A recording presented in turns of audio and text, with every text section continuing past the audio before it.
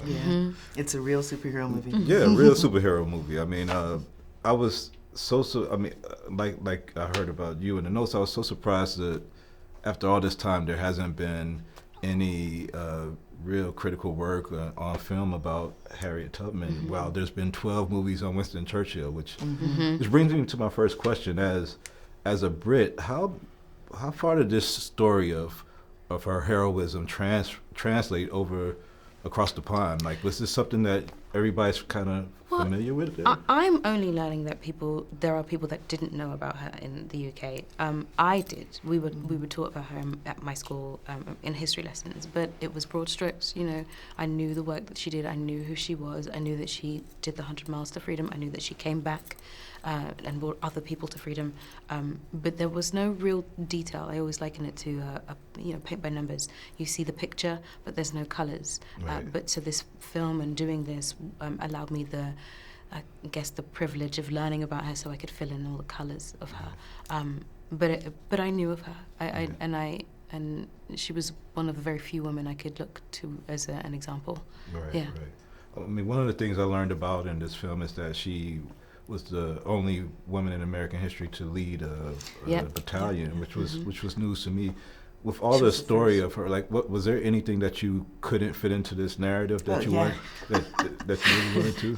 There's so much that I couldn't fit into the narrative, and my first treatments and outlines were like enormous, and then I had to kind of hone it down into what we were going to be able to accomplish, because we did want it to have a scope and and to feel big and satisfying, but we had to choose which runs, for instance, and we had to choose what we could fit in, but there was a lot, so much more that I could have put in. So there could be more work on this project, should be. Absolutely, yes. One thing I was curious about is, like, has there ever been any way to do any DNA testing? Because I know that there's a supposition that she was part of the Dogon tribe, and that's how she had this astrological affinity. I heard Ashanti. Yeah.